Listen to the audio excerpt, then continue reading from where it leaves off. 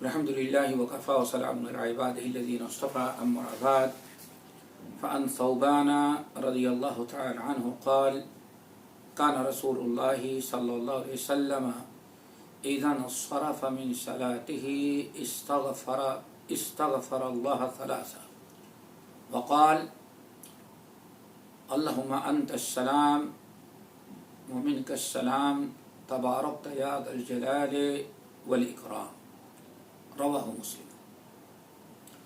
ثوبان مولا رسول اللہ صلی اللہ علیہ وسلم روایت کرتے ہیں کہ کان رسول اللہ صلی اللہ علیہ وسلم، نبی علیہ السلام کا دستور تھا کہ اذا انصرف من صلاتہ، جب اپنی نماز سے فارغ ہوتے،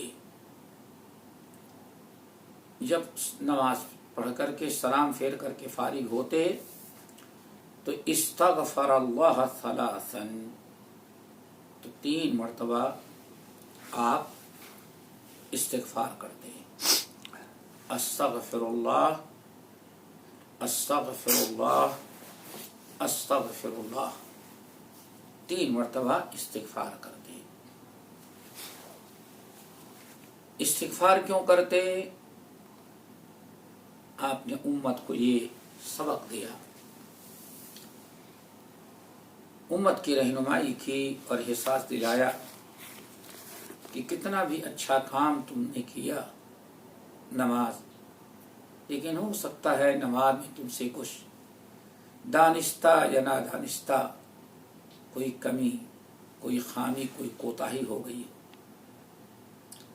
نماز پڑھ رہے تھے، خشوع خضوع نہیں رہا، نماز پڑھ رہے تھے تمہارا دل ادھر ادھر ہو گیا، یا اور کوئی تم سے ایسی چیزیں ہو گئی جو نماز میں ہونی نہیں چاہیے تھی، تو 3 مرتبہ استغفار کر لو، استغفر اللہ استغفر اللہ استغفر اللہ، کہ اے اللہ ہم سے کچھ کوتاہی یا کچھ خامی اور کمی رہ گئی ہو تو اللہ تعالی مجھے معاف کر دینا، استغفار کر رہا تھا، اللہ مجھے معاف کر دینا۔ اور اس لیے جب بھی ہم نماز پڑھیں تو سلام پھرنے کے بعد استغفر اللہ 3 مرتبہ پڑھ لینا چاہیے۔ اور ایک چیز اور بھی ہے، ہم میں اور آپ میں سے ہر انسان بشر ہے، گناہوں کا سرزد ہونا عین ممکن ہے، نماز کے علاوہ بھی، نماز کے پہلے بھی، نماز کے بعد بھی بہت سارے منکرات، کوتاہیاں، غلطیاں ہو جاتی ہیں۔ نماز کے بعد دعائیں قبول ہوتی ہیں، ایک اچھے عمل سے فارغ ہوتے ہیں تو 3 مرتبہ استغفار کر لینا چاہیے، اللہ ہماری مغفرت کر دے، ہمارے گناہوں کو بخش دے، استغفر اللہ استغفر اللہ استغفر اللہ۔ پھر اس کے بعد استغفار 3 مرتبہ کر لینے کے بعد آپ کہتے اللہم انت السلام اللہم انت السلام ومنک السلام تبارکت یا ذا الجلال والاکرام۔ یہ 3 چیزوں کی دعا کرتے تھے، اللہ تعالیٰ کی کبریائی اور بڑائی 3 الفاظ میں کرتے تھے۔ نمبر 1، اللہم انت السلام، اے اللہ آپ سلام ہیں۔ اللہ تعالیٰ کے بہترین ناموں میں سے ایک نام السلام ہے۔ سلام اسماء حسنی میں سے ہے۔ اللہ آپ سلامتی والے ہیں، ہر عیب، ہر نقائص، ہر عیوب سے آپ سلامت ہیں، پاک ہیں، ہر عیوب سے پاک ہیں، دوسروں کو بھی سلامتی دینے والے ہیں۔ اللہم انت السلام ومنک السلام، اور اللہ آپ ہی سے سلامتی مخلوق کو ملتی ہے۔ کتنی پیاری دعا۔ اگر ہم کو سلامتی ملی ہے تو اللہ آپ ہی دیتے ہیں، عیب سے، نقائص سے، بیماری سے، کفر و شرک سے، بد اخلاقی سے اگر ہم محفوظ ہیں تو یہ بھی سب آپ کا کرم ہے۔ اگر ان دعاؤں پر غور کرے تو کتنی اچھی اچھی دعائیں انسان پڑھتا ہے نماز پڑھنے کے بعد، اور جو بے نمازی ہے کتنی خیر و برکت کی چیز، صرف نماز سے نہیں، نماز کے علاوہ بھی بے شمار چیزوں سے محروم ہے وہ۔ اللہم انت السلام ومنک السلام، اے اللہ دنیا میں جس کو سلامتی نصیب وہ بھی آپ کی برکت سے، کسی کو بیماری سے محفوظ رکھا، کوئی بیماری سے سلامت میں سلامتی میں ہے تو آپ کی برکت سے، کوئی کفر و شرک کے سلامتی سے ہے تو آپ کی برکت سے، کوئی بد اخلاقی بد کرداری سے محفوظ ہے تو آپ کی برکت سے، آپ نے اس کو بچا رکھا ہے۔ ہر ایک جملے میں انسان پتہ نہیں کتنی چیزیں مانگ لے، ہر چیز سے سلامتی، دشمن سے، خوف سے، ڈر سے، نقصان سے، خسارے سے، بد اخلاقی سے، بد عقیدگی سے، ہر چیز سے ایک جملے میں اللہ ہر قسم کی سلامتی ہم کو ملتی ہے تو وہ بھی آپ ہی کی طرف سے۔ اللہم انت السلام ومنک السلام۔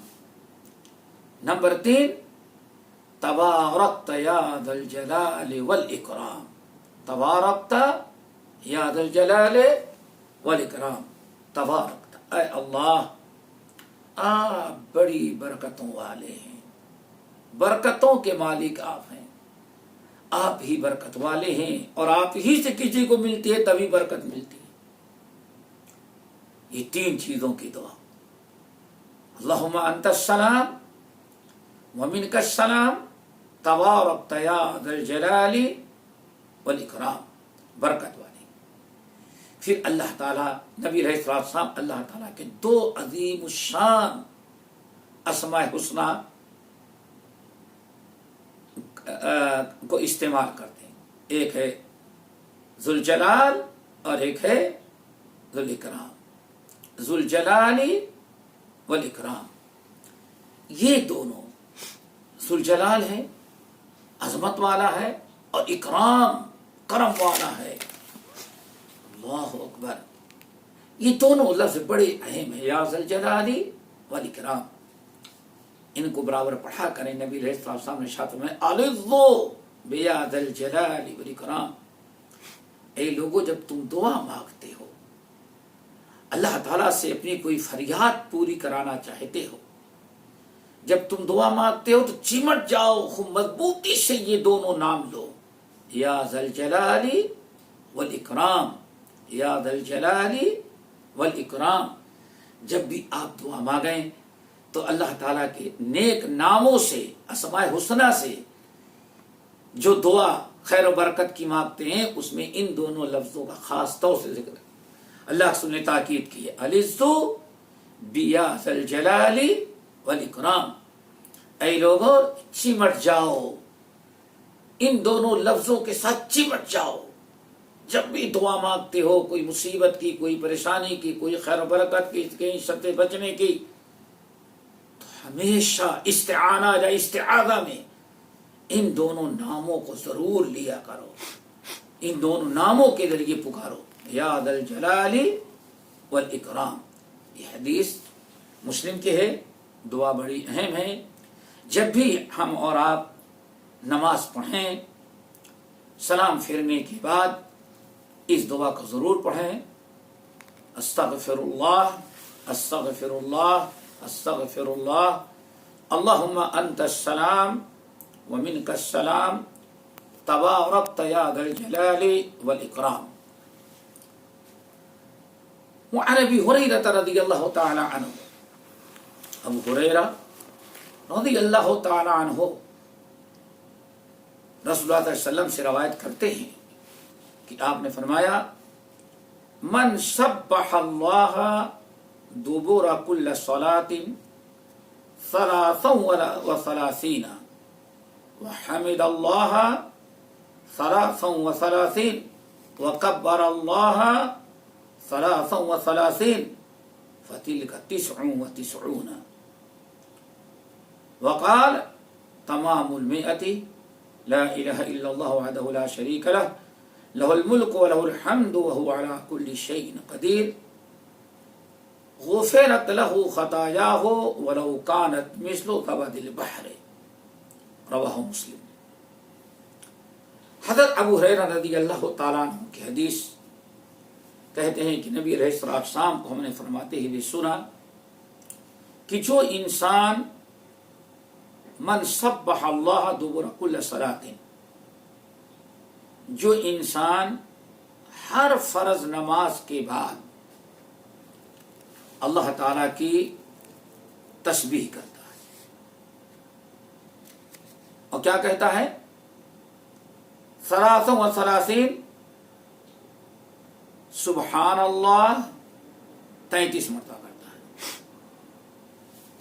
تم میں سے جب بھی کوئی انسان، آپ نبی علیہ الصلوۃ والسلام فرماتے ہیں جس شخص نے فرض نماز کے بعد 33 مرتبہ سبحان اللہ کہا، سبح اللہ کی تسبیح بیان کی یعنی سبحان اللہ۔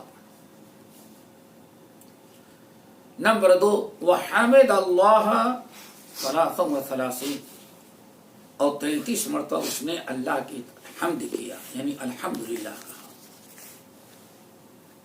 وکبر اللہ 33 اور 33 مرتبہ اس نے اللہ اکبر کہا، سبحان اللہ والحمدللہ واللہ اکبر 3 مرتبہ 33 مرتبہ سبحان اللہ، 33 مرتبہ الحمدللہ اور 33 مرتبہ اللہ اکبر۔ جس نے یہ 33 مرتبہ ان کلموں کو پڑھا،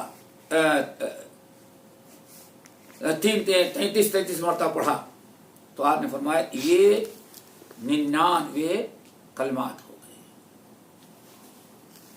33 مرتبہ سبحان اللہ، 33 مرتبہ الحمدللہ، 33 مرتبہ اللہ اکبر، فتلک 99 یہ 99 کلمے ہو گئے۔ تمام البیت اور 100 پورا کرنے کے لیے پڑھ لیا لا الہ الا اللہ وحدہ لا شریک لہ لہ الملک ولہ الحمد وہو علی کل شیء قدیر۔ جس شخص نے فرض نماز کے بعد یہ کلمات پڑھ لیے، یہ تسبیح پڑھ لی، 33 مرتبہ سبحان اللہ، 33 مرتبہ الحمدللہ، 33 مرتبہ اللہ اکبر، 99 ہو گئے، اور 100 پورا کرنے کے لیے اس نے لا الہ الا اللہ وحدہ لا شریک لہ لہ الملک ولہ الحمد وہو علی کل شیء قدیر پڑھ لیا، 100 ہو گئے۔ 33 مرتبہ سبحان اللہ، 33 مرتبہ الحمدللہ، 33 مرتبہ اللہ اکبر، اور 1 مرتبہ کلمہ پڑھ لیا لا الہ الا اللہ وحدہ لا شریک لہ لہ الملک ولہ الحمد وہو علی کل شیء قدیر۔ جس نے فرض نماز کے بعد ان تسبیحات، ان کلموں کو پڑھ لیا، رسول اللہ صلی اللہ علیہ وسلم ارشاد فرماتے ہیں غفرت لہ خطایاہ ولو کان مثل زبد البحر، تو اس کے سارے گناہوں کو اللہ معاف کر دیتا ہے گرچہ اس کے گناہ سمندر کے جھاگ کے برابر۔ سمندر میں کتنا جھاگ، دریا میں کتنے جھاگ، کتنے بلبلے، کتنے خس و خاشاک ہیں، آپ شمار نہیں کر سکتے۔ آپ نے فرمایا کسی نے سمندر کے دریا کے جھاگ کے برابر بھی گناہ کیا ہے، لیکن اگر ان کلمات کو پڑھ لے گا فرض نماز کے بعد تو اس کے سارے گناہوں کو اللہ تعالیٰ معاف کر دیں گے۔ یہ اس تسبیح کا فائدہ ہے۔ پتہ نہیں کتنے لوگ اس میں لاپرواہی کرتے ہیں، سلام پھرنے کے بعد بھگتے ہیں۔ اس تسبیح کو خوب اطمینان کے ساتھ سبحان اللہ سبحان اللہ سبحان اللہ. بہت سارے لوگ اتنی اسپیڈ سے پڑھتے ہیں کہ تسبیح ادا ہی نہیں ہوتی، اسے کوئی فائدہ نہیں. انسان خوب اطمینان کے ساتھ یہ اللہ تعالیٰ کے کلمات، اللہ تعالیٰ کی کبریائی بڑائی بیان کر رہا ہے، عزت کے ساتھ، احترام کے ساتھ، خضوع کے ساتھ اگر یہ پڑھے گا تو پچھلی زندگی کے سارے گناہ اللہ تعالیٰ معاف کر دیتے ہیں. کتنی بڑی نعمت، کتنا بڑا اللہ تعالیٰ کا فضل و کرم اور احسان. اس حدیث کو مسلم نے روایت کیا ہے. وفی روایت، اور ایک دوسری روایت میں ہے جس میں ہے کہ تکبیر 34 مرتبہ پڑھے، یعنی وکبر اللہ 34،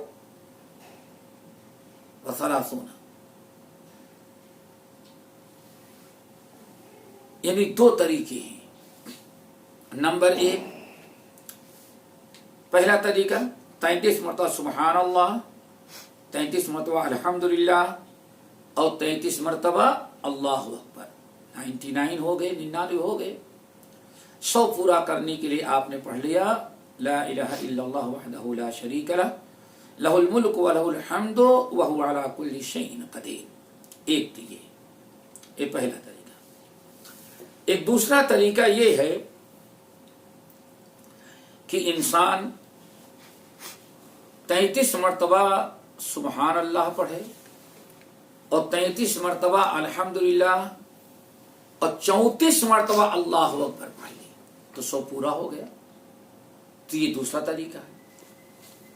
دونوں میں سے جس انسان نے کوئی ایک طریقہ اپنایا تو اس کی گناہ معاف کر دی جاتے ہیں. دونوں کی فضیلت ہے.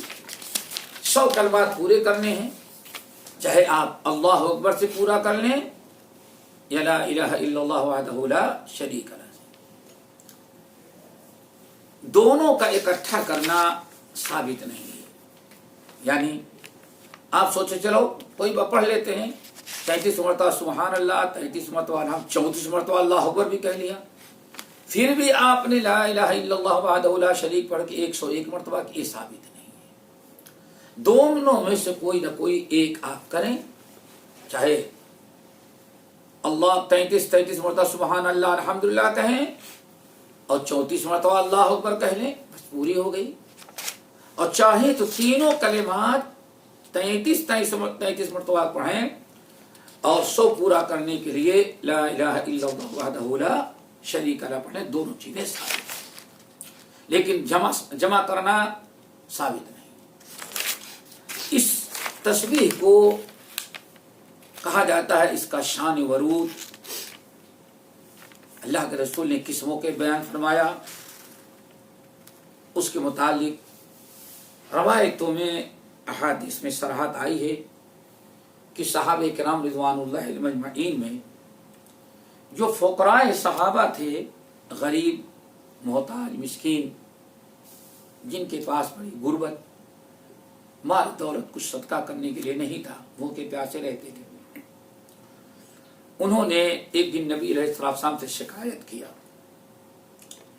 فقراء صحابہ آئے اور کہا یا رسول اللہ، یہ ہمارے مالدار بھائی جو ہے، مالدار ساتھی، سارا اجر و ثواب وہ لے جاتے ہیں، ہم لوگ بڑے محروم ہیں.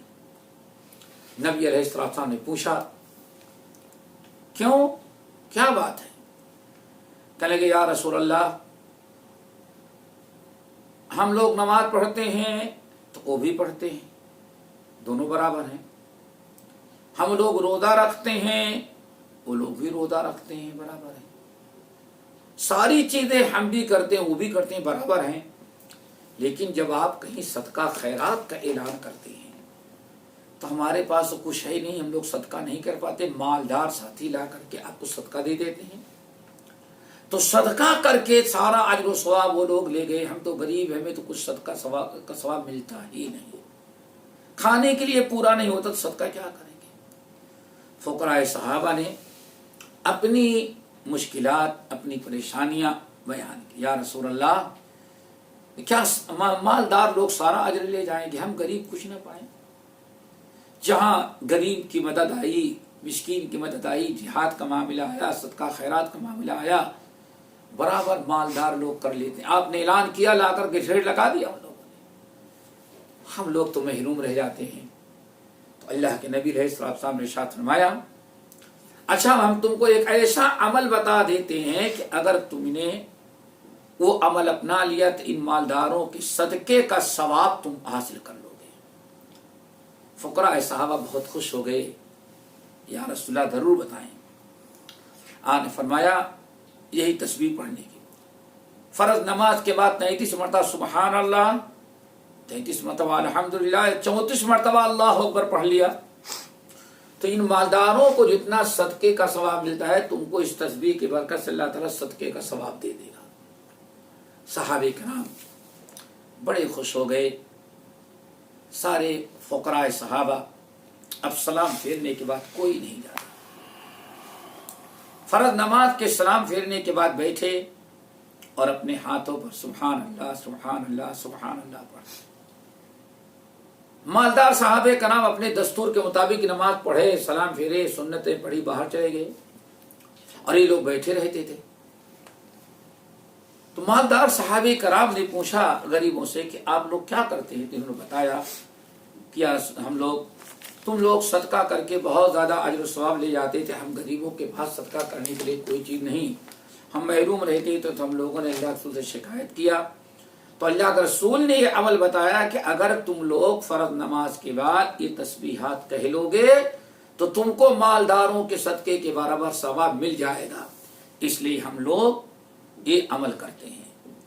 جب مالداروں کو پتا چلا کہ اس کا اتنا بڑا ثواب ہے تو اگلی نماز سے صحابہ کرام جو مالدار تھے انہوں نے بھی اجر و ثواب کی لالچ میں ان تسبیحات کا پڑھنا شروع کر دیا۔ غریب لوگوں نے دیکھا، فقراء صحابہ نے دیکھا کہ یہی ایک عمل تھا جس کی بنا پر ہم مالداروں کے صدقہ خیرات کا اجر و ثواب حاصل کر لیتے، مالدار یہ بھی کرنے لگے، پھر بھی یہی سارا ثواب لے گئے وہ۔ تو دوبارہ نبی علیہ السلام سے جا کے شکایت کیا، یا رسول اللہ مالداروں نے بھی یہ کرنا شروع کر دیا ہے۔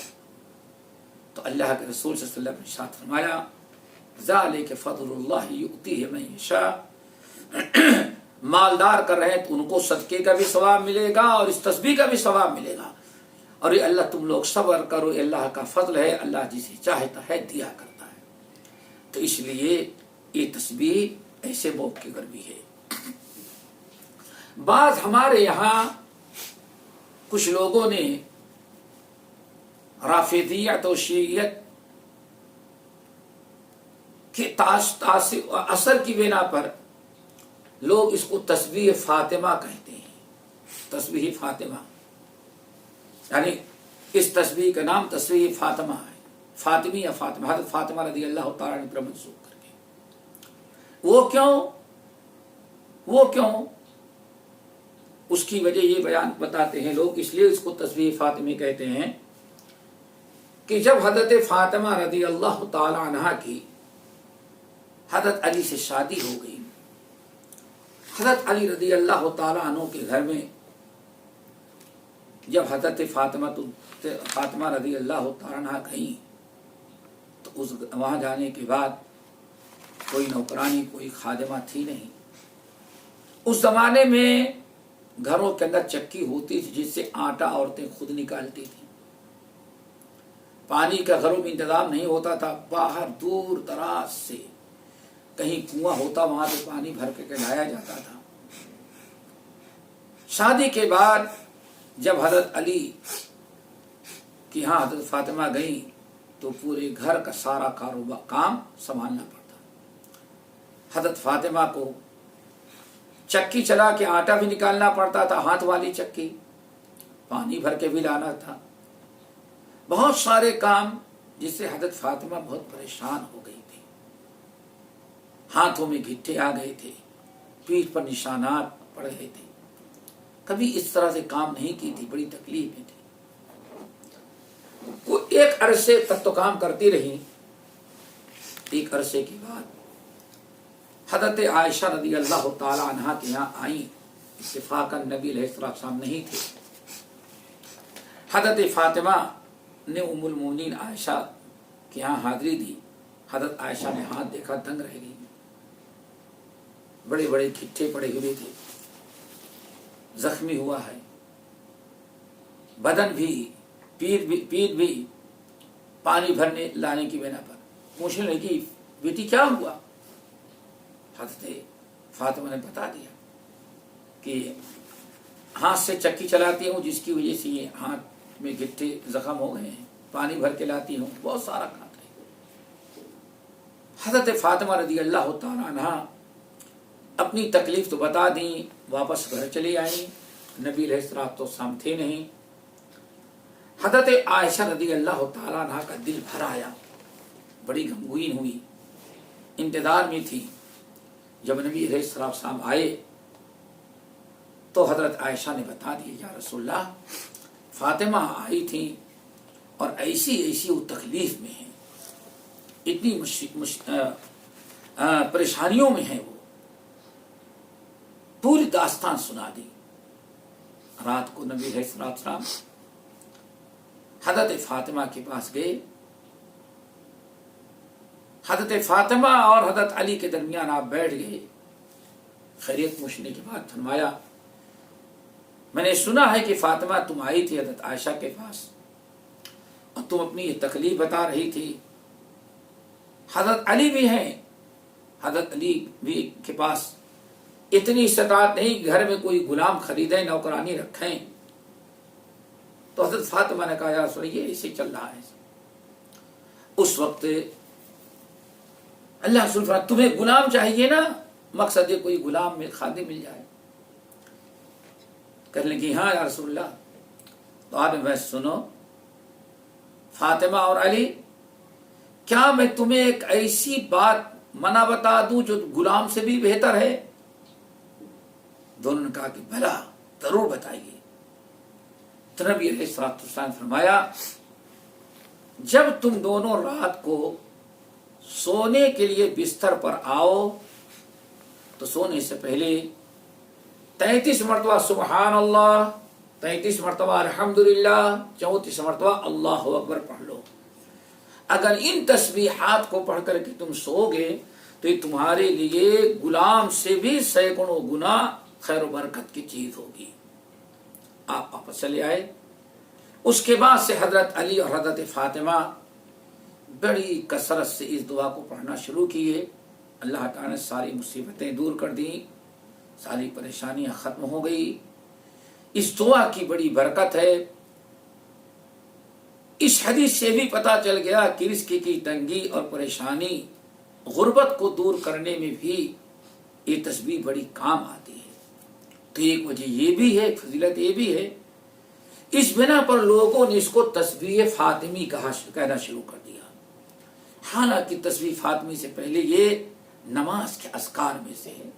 ہم یہ کہہ سکتے ہیں کہ ہاں غریبوں نے شکایت کیا جب بھی ہے, اللہ کے رسول نے ہی بتایا, نماز کے بعد اس کی گناہوں کی مغفرت کی بتائے, پریشانی دور کرنے کی بتائی.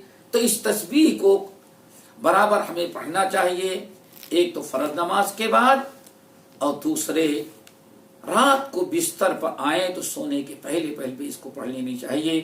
بڑی خیر و برکت کی تسبیح ہے, منٹوں کا کام ہے, زیادہ ٹائم نہیں لگتا. لیکن آج نہ سونے کے پہلے کوئی پڑھنے والا ہے, اور اکثر لوگ نماز کے بعد اٹھ کر کے چلے جاتے ہیں. اگر کچھ پڑھتے ہیں تو اتنی اسپیڈ سے پڑھتے ہیں کہ یہ تسبیحات کے الفاظ بھی ادا نہیں ہوتے. اللہ تعالی ہم سب کو اطمینان کے ساتھ پڑھنے کی توفیق نصیب فرمائے. وعن معاذ ابن جبل رضی اللہ تعالی عنہ, حضرت معاذ ابن جبل رضی اللہ تعالی عنہ کہتے ہیں کہ ان رسول اللہ صلی اللہ علیہ وسلم قال له اوصیک یا معاذ لا تدعنا دبر كل صلاة ان تقول اللهم اعني على ذكرك وشكرك وحسن عبادتك.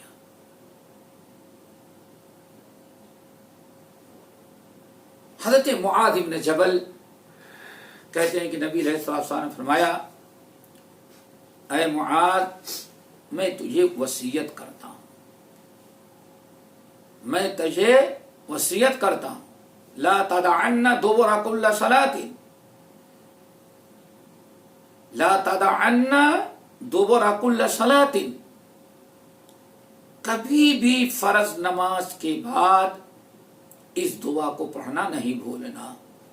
یعنی کیا بات معاذ، ہم تمہیں تاکید کرتے ہیں کہ ہر نماز کے بعد، یعنی ہر فرض نماز کے بعد تم کہنا اللہم اعنی علی ذکرک و شکرک و حسن عبادتک، اللہم اعنی علی ذکرک و شکرک و حسن عبادتک۔ اے معاذ، تم کثرت سے دعا کرنا، اس دعا کو خوب کثرت سے پڑھنا، کبھی چھوڑنا نہیں۔ حدیث کے اندر آتا ہے، اس حدیث کا بھی ایک سبب ہے، پوری حدیث اس طرح سے ہے احمد، ابو داؤد، نسائی وغیرہ میں، کہ ایک دن حضرت معاذ بن جبل رضی اللہ تعالیٰ عنہ کہتے ہیں میں راستہ پکڑ کے جا رہا تھا، سامنے سے نبی علیہ السلام کی ہماری مٹبھیڑ ہو گئی، ملاقات کیا۔ ملاقات کے وقت میں نے کہا یا رسول اللہ واللہ انی لاحبک، اے اللہ، یا رسول اللہ، اللہ کی قسم میں آپ سے بے انتہا محبت کرتا ہوں۔ حب رسول کا تذکرہ کیا، یا رسول اللہ واللہ انی لاحبک، میں آپ سے بڑی محبت کرتا ہوں۔ اللہ رسول نے فرمایا معاذ، اللہ کی قسم میں بھی تجھ سے بڑی محبت کرتا ہوں۔ پھر آپ نے اس موقع فرمایا اے معاذ، تو مجھ سے محبت کرتا ہے، میں تجھ سے محبت کرتا ہوں، میں تجھے ایک دعا سکھلاتا ہوں، کبھی بھی فرض نماز کے بعد اس دعا کو نہیں چھوڑنا، اس دعا کو خوب کثرت سے پڑھنا، برابر پڑھتے رہنا، کبھی نہیں چھوڑنا۔ پھر آپ نے فرمایا وہ دعا یہ ہے اللہم اعنی علی ذکرک و شکرک و حسن عبادتک، اے اللہ آپ ہماری خوب مدد کریں تاکہ ہم آپ کا خوب کثرت سے ذکر کریں، آپ میری مدد کریں، مجھے خوب کثرت سے توفیق دیں کہ ہم آپ کی عبادت، آپ کا ذکر کریں۔ یہ کثرت سے ذکر الہی کی دعا سکھلائی، اور اللہ تعالی سے دعا کرو اللہم اعنی علی ذکرک، اے اللہ آپ میری مدد کریں، توفیق دیں زیادہ سے زیادہ تاکہ ہم آپ کا خوب ذکر کریں۔ بڑے فائدے کی دعا۔ نمبر 2 وشکرک، اور دعا کریں کہ اے اللہ میری آپ مدد کریں، توفیق دیں تاکہ ہم خوب آپ کا شکر ادا کریں۔ شکر الہی، پہلی چیز ذکر الہی اور دوسری شکر الہی۔ نمبر 3 وحسن عبادتک، اللہ آپ ہماری خوب مدد کریں، خوب توفیق دیں تاکہ خوب کثرت سے اچھی آپ کی عبادت کر سکیں۔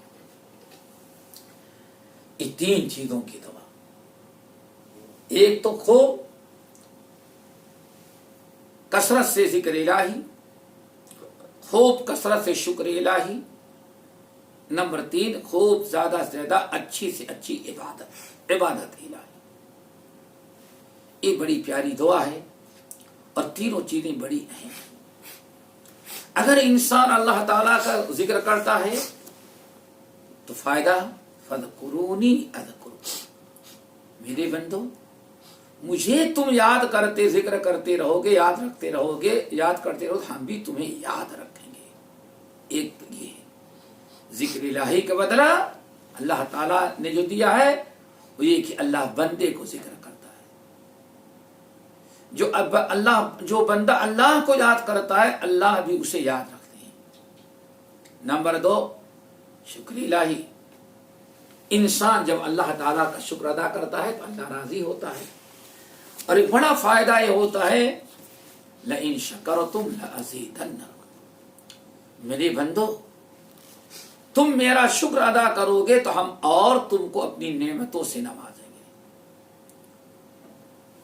گے۔ کثرت اور برکت کی کا ذریعہ ہے یہ، جتنا آپ شکر کریں گے اتنا ہی تعالیٰ اللہ آپ کو اور دے گا۔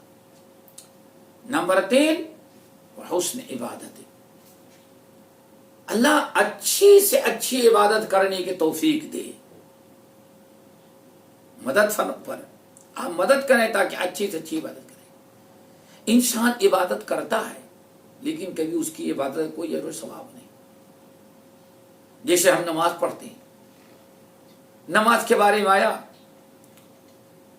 اللہ رب العالمین نے فرمایا ارأیت الذی یکذب بالدین فذلک الذی یدعو الیتیم، آگے فرمایا فویل للمصلین، بربادی ہو نمازی کی۔ اللہ اکبر، نماز تو پڑھ رہا ہے لیکن نماز اچھی نہ پڑھا، صحیح نماز نہ پڑھا، اچھی طرح سے اللہ کی عبادت نہ کیا، وہ نماز جہنم میں اس کو لے گیا۔ فویل للمصلین، بربادی ہو جہنم ہو نمازیوں کی۔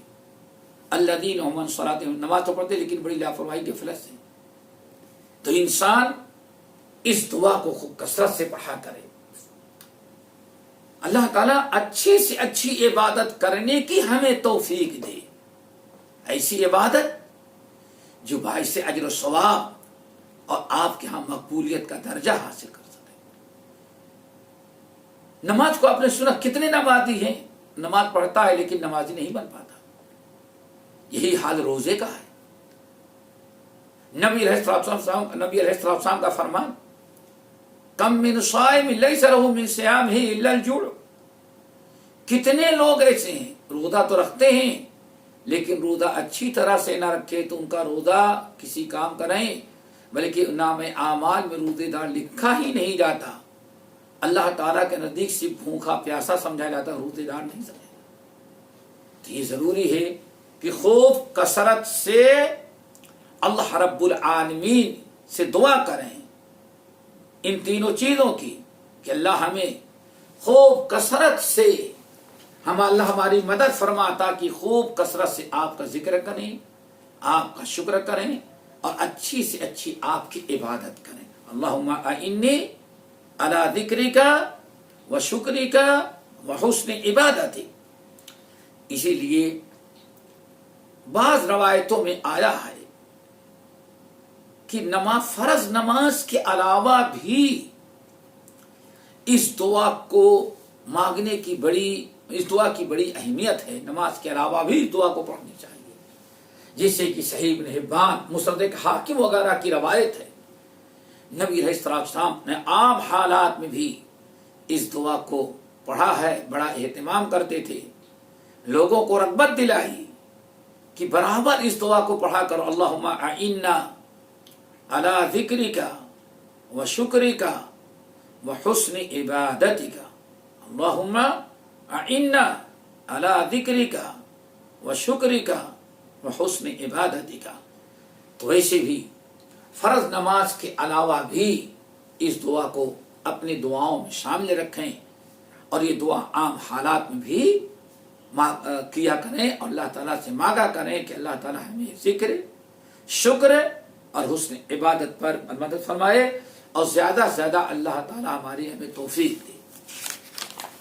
حضرت ابو امامہ رضی اللہ تعالیٰ عنہ، ابو امامہ ایک تو باہلی ہیں اور ایک ہیں جن کا نام سدی ابن عجلان ہے، اور ایک ابو امامہ ہیں جو انصاری ہیں جن کا نام ایاس ابن ثعلبہ ہے۔ ایاس बिन सालबा। दो अबू उमामा हैं, एक अबू उमामा अल बाहिली और एक अबू उमामा अल अंसारी। दोनों में फर्क है, दोनों सहाबी हैं। एक है अबू उमामा अल बाहिली जिनका नाम है सुदै इब्न अजलान, वो अलग है। और एक है अबू उमामा अल अंसारी जिनका नाम है इयास इब्न सालबा अल बलवी। बाहिली और अल बलवी।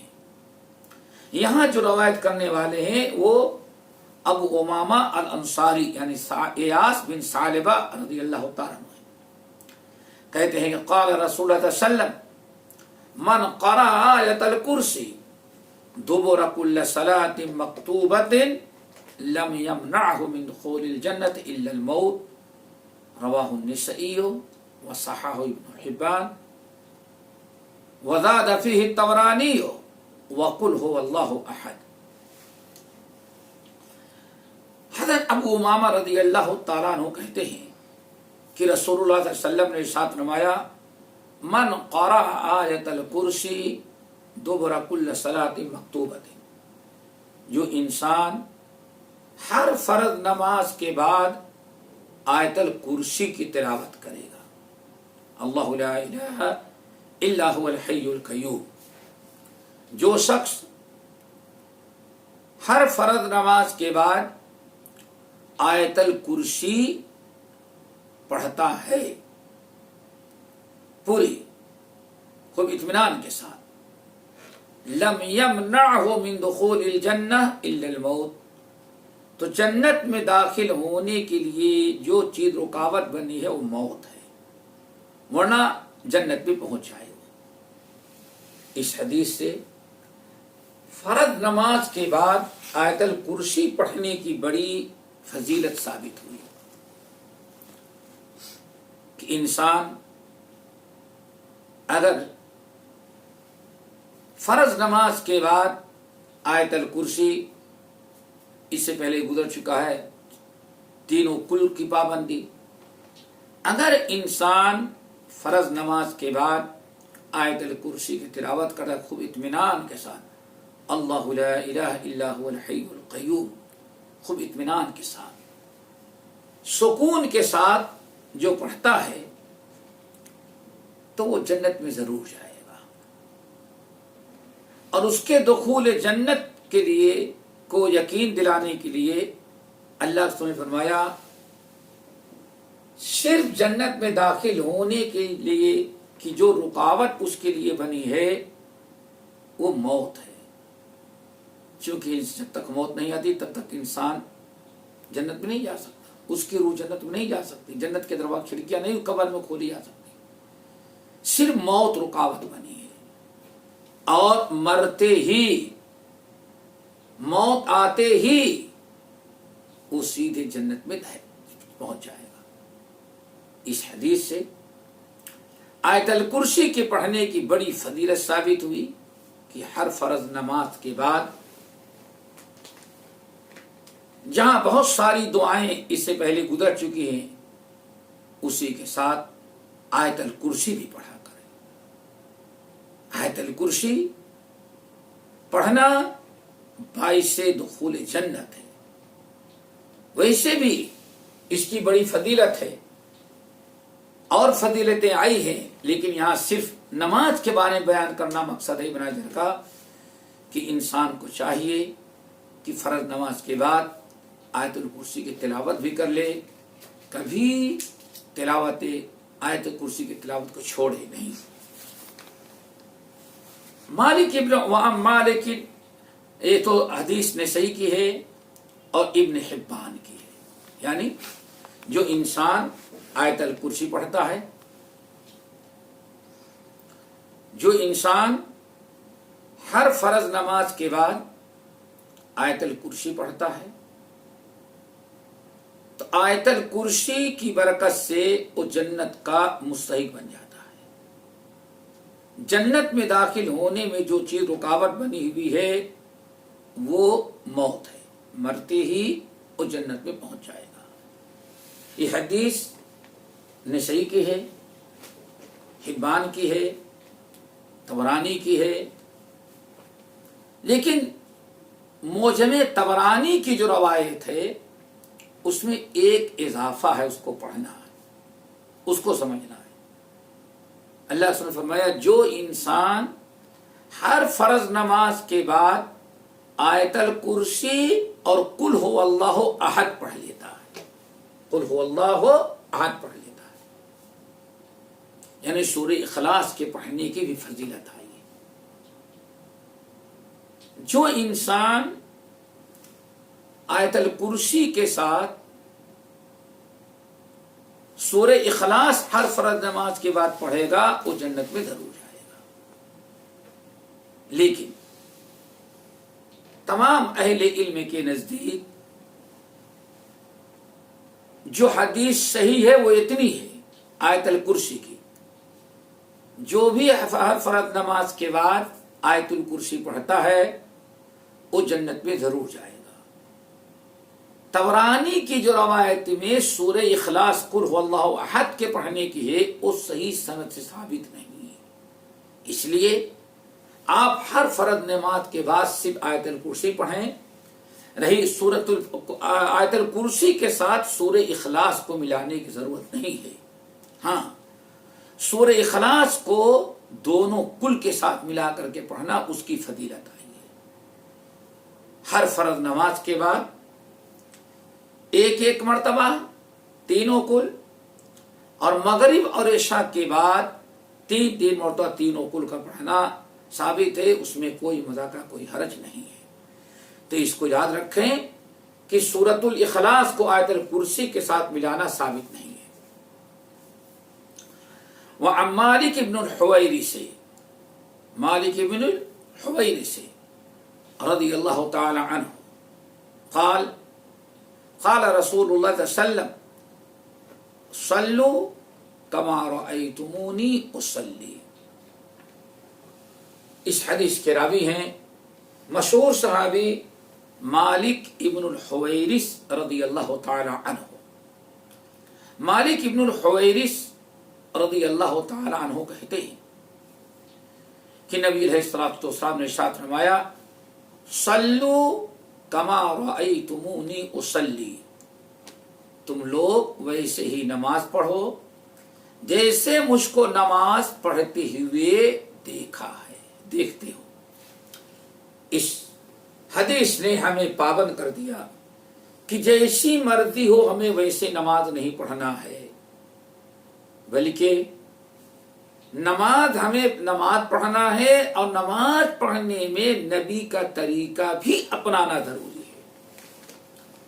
صلو کما رأیتمونی اصلی، لوگو تم نماز پڑھو جیسے ہمیں نماز پڑھتے ہوئے تم نے دیکھا ہے، دیکھتے ہو۔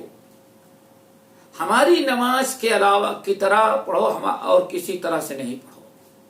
حدیث ایک اسلامی اصول، ضابطہ اور ایک قاعدہ مقرر کر دی کہ نماز انسان دو چیزیں ضروری ہے انسان کے لیے، نماز پڑھنا بھی ضروری ہے، فرض ہے، اور نماز کے اندر نبی علیہ السلام کا طریقہ اپنانا بھی ضروری ہے۔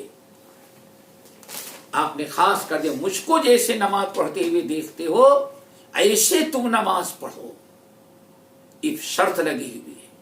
ہم نماز پڑھنے میں طریقے رسول کے پابند ہیں،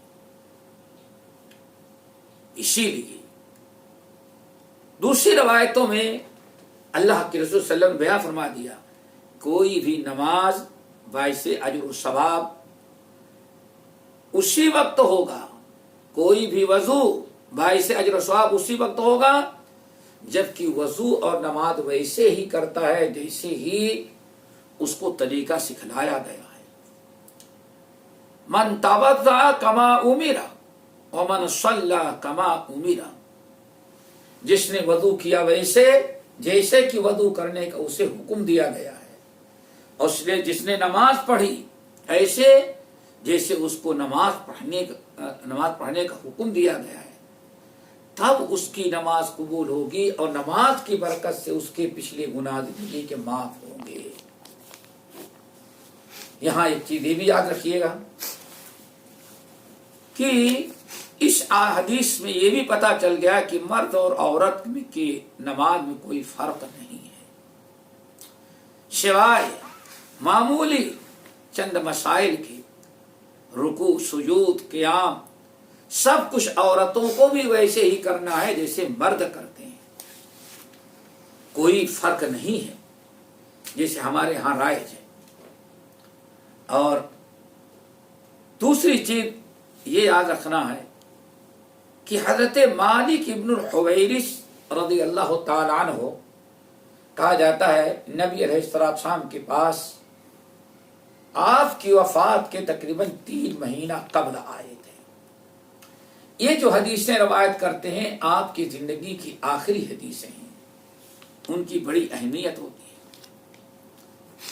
اور کہتے ہیں صحیح بخاری کی روایت، ہم لوگ اپنے گاؤں، اپنے شہر سے ایک وفد کی شکل میں نبی علیہ السلام کے پاس آئے ہوئے تھے، اور نبی علیہ السلام کے ہاں رہے، ایک عرصے تک آپ کے ہاں رہ کر کے ہم پورے وفد والے، چھوٹے بڑے، مرد عورت، سب دین سیکھتے رہے، ایک عرصے تک ٹھہرے رہے، دین سیکھ لیے اور دین سیکھتے رہے۔ جب زیادہ عرصہ گزر گیا تو آپ نے دیکھا کہ ہمارے ساتھی جب بیٹھتے ہیں اپنے اہل ویال، اپنے گھر کو یاد کرتے ہیں۔ نبی علیہ السلام نے ارشاد فرمایا، جب نبی علیہ السلام نے سن لیا کہ ہمارے کچھ لوگ، ہمارے وفد کے کچھ نوجوان، کچھ لوگ اپنے گھر کو یاد کر رہے ہیں، اپنے اہل ویال اور بچوں کو یاد کر رہے ہیں، تو اللہ رسول نے فرمایا تم لوگ شاید جانا چاہتے ہو؟ ہم لوگوں نے کہا ہاں۔ تو نبی علیہ السلام ہم لوگوں کو اجازت دیا واپس ہونے کی، اور جب واپس ہونے لگے تو الوداعی وقت میں نبی علیہ السلام نے ہم کو چند نصیحتیں کی تھی، ان میں ایک یہ تھی جاؤ اور یہاں سے جانے کے بعد اپنے یہاں جب نماز پڑھنا تو وہاں بھی ویسی ہی نماز پڑھنا جیسے ہم کو نماز پڑھتے ہوئے تم نے دیکھا ہے۔ نبی علیہ السلام نے باقاعدہ پابند کیا کہ یہاں سے جا رہے ہو، وہاں جانا، صلو کما رأیتمونی اصلی، دنیا میں کہیں بھی رہنا نماز ویسے ہی پڑھنا جیسے ہم کو نماز پڑھتے ہوئے دیکھا ہے۔ تو اس اعتبار سے بڑی تاریخی حدیث ہے، ہمیشہ ہر مسلمان کے لیے ضروری ہے کہ وہ نماز پڑھے، وضو کرے، جو بھی عبادت کرے کہ عبادت میں محمد صلی اللہ علیہ وسلم ہی کا طریقہ اپنانا ہے۔ نماز، ذکر اذکار، جمعہ، جماعت، جو کچھ ہمیں وہی کرنا ہے اور ویسے ہی کرنا ہے جو اللہ کے رسول نے کیا اور جیسے کیا۔